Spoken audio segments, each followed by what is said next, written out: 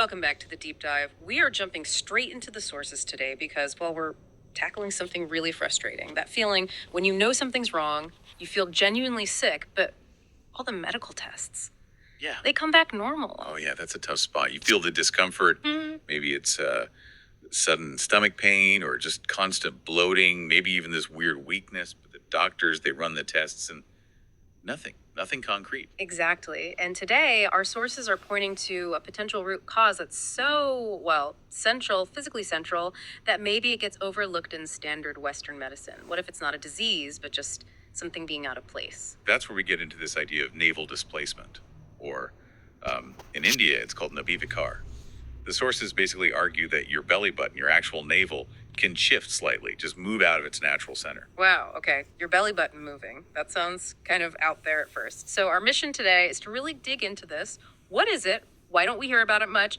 And what's this natural solution the sources talk about Indian neurotherapy? Let's start with the basics. Nabivikar, navel displacement, it's defined pretty simply. The alignment of your navel shifts and moves a bit up, down, left, or right from where it should ideally sit. But why does that matter? I mean, most of us probably think of the navel as just, a scar. Why would its exact position be so critical in traditional Indian views? Well, that's the fascinating part. Traditionally, it's not just a scar. It's seen as the Manipur chakra, kind of the body's energy hub, the center of prana or life force. It's believed to be where thousands of energy channels and ADs converge. So physically, it's the anchor for core balance. Okay, so if you mess with that physical center point, it's not just a local problem, it sends ripples everywhere. Precisely. The idea is that this shift disrupts really fundamental things. Digestion, obviously that's the closest system, but also blood circulation, nerve function, even your emotional state. It's a very holistic view.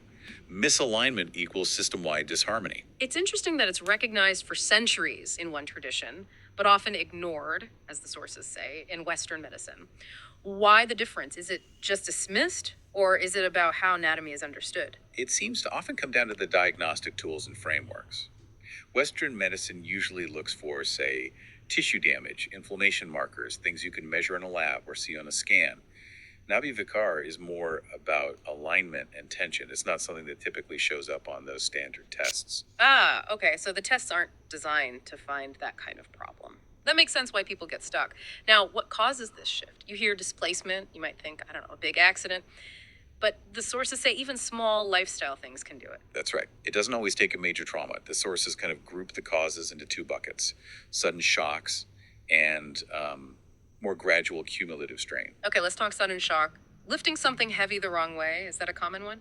Yeah, that's listed as a prime trigger. Lifting heavy weights suddenly, especially with bad form, that sudden uneven pull on your core muscles can apparently be enough to shift things. Makes sense. What else in that category? Just excessive physical strain in general, maybe pushing yourself too hard in a workout, or a sudden twist or overstretch that puts intense pressure on the abdominal wall. Okay, and then the cumulative stuff, the slower burn. Right. Things like improper posture, slouching when you sit, bending over awkwardly for long periods. If your core is constantly compensating, that creates uneven pressure day. And diet plays a role too. Seems so. Overeating regularly, which stretches the abdomen, or even just really irregular eating habits that mess with your digestive rhythm. It puts constant functional stress on that central area. And there's one more, the mind-body connection, emotional stress, anxiety. Yes, that's listed too. It highlights how stress isn't just in your head.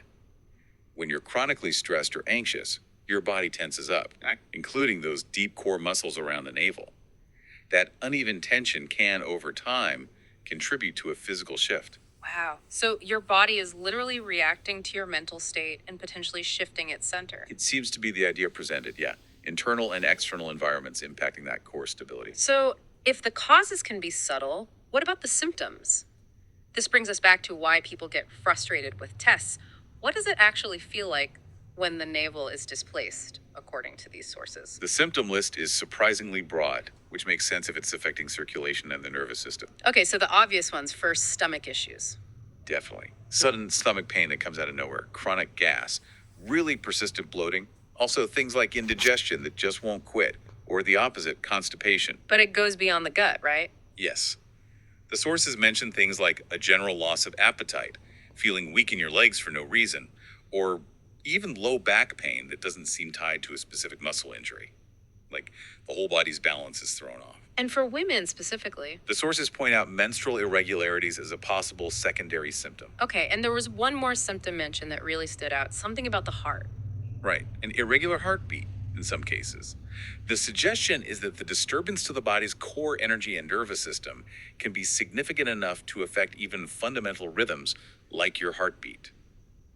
That one definitely pushes the concept beyond just a tummy ache. Yeah, that's a big claim. It requires a real shift in thinking. If my doctor's talking heart tests and this theory suggests adjusting my navel, that's quite a leap. So let's talk about the fix. Indian Neurotherapy, developed by Dr. Lajpatrai Mehra. How does it work? No drugs, no surgery. Exactly. The philosophy behind it is actually quite elegant. It's about using the body's own reflexes. Dr. Mehra essentially systematized traditional techniques. It involves applying, as the sources say, scientific pressure. Scientific pressure. What does that mean in practice? Is it like massage? It's more targeted than general massage. The idea is that specific points, nerves, muscles, reflex points are pressed in a precise way. The goal isn't just muscle relaxation, it's about sending signals, like activating certain glands, improving blood flow to specific areas, and basically prompting the body to rebalance itself. Think of it less like needing muscle, more like hitting specific reset buttons. Okay, stimulating an internal calibration. So for Nabi Vikar, what does the actual treatment look like, step by step? First step is diagnosis. The therapist has to figure out if the navel has shifted, and importantly, which way and how much. They do this manually by feel. Okay, assessment first. Then comes the application of the neurotherapy techniques. And crucially, it's not just focused on the belly. They often work on the back and even the legs based on the idea that it's all connected. A core shift affects the whole structure. Right, the interconnectedness. And the final step. That's the manual correction itself, using gentle, specific techniques to guide the navel back towards its proper central position. I have to ask though, if it can shift from something like poor posture, how does this correction stick? Won't it just shift back after the session? That's a fair question. The therapy aims to do more than just push it back into place temporarily. By stimulating the nerves and blood flow, the goal is to restore better function and stability to the muscles around the navel, essentially improving the muscle memory of the core so it holds the correct alignment. But yes, lifestyle changes are key for making it last. Okay, so it's about restoring the system's ability to hold the center. The benefits sound great if it works.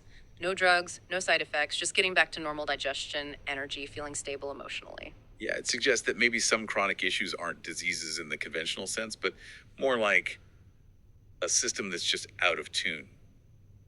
This approach tries to tune it back up rather than just muffling the noise. So, after the correction, what do people typically report feeling? What are the main benefits? Well, the most immediate is often relief from that chronic stomach pain and gas. Big improvements in digestion and appetite usually follow. Basically, the digestive system starts working properly again. And beyond the gut. People often report feeling more energetic, that unexplained weakness lifting, and significantly a sense of mental calmness. It makes sense if your physical core isn't sending distress signals, your mind can likely relax more easily. But as you said, maintenance is crucial. You can't just get adjusted and go back to the old habits, right? Exactly. The sources emphasize lifestyle adjustments to keep things aligned. So, what are the key takeaways? What should you do to maintain it? First, be mindful of the triggers. Avoid lifting heavy things suddenly or improperly. Make that a conscious habit. Okay, what else? Regular eating habits. Try to eat at roughly the same times each day to give your digestive system a predictable rhythm. Less strain that way. Makes sense. Any exercise recommendations? Yes, light abdominal exercises are encouraged. The sources specifically mention Naukasana from Yoga the Boat Pose. It's known for strengthening those deep core muscles that provide stability. And finally, addressing that stress component. Right. Managing stress is key. Using breathing exercises or other techniques that work for you to help regulate that internal tension that could pull things off center again. So the maintenance seems pretty manageable, focusing on awareness and simple, consistent habits. Definitely. They're straightforward practices entirely within your control. So for you, the learner, listening to this, what's the main message? If you're dealing with strange, unexplained symptoms, especially digestive ones, maybe don't discount this idea. Yeah, next time the tests come back normal but you still feel off, maybe consider Nabi Vikar. Indian Neurotherapy, as presented here, offers a potential path that's natural, drug-free, focused on just restoring balance. And the final thought here, maybe the bigger picture, is this idea from the sources that our bodies have this innate ability to heal. Sometimes, maybe all it takes is the right kind of nudge, the right stimulus to get back to that natural state of balance instead of immediately reaching for a pill or procedure. It's definitely a different way of looking at health and healing.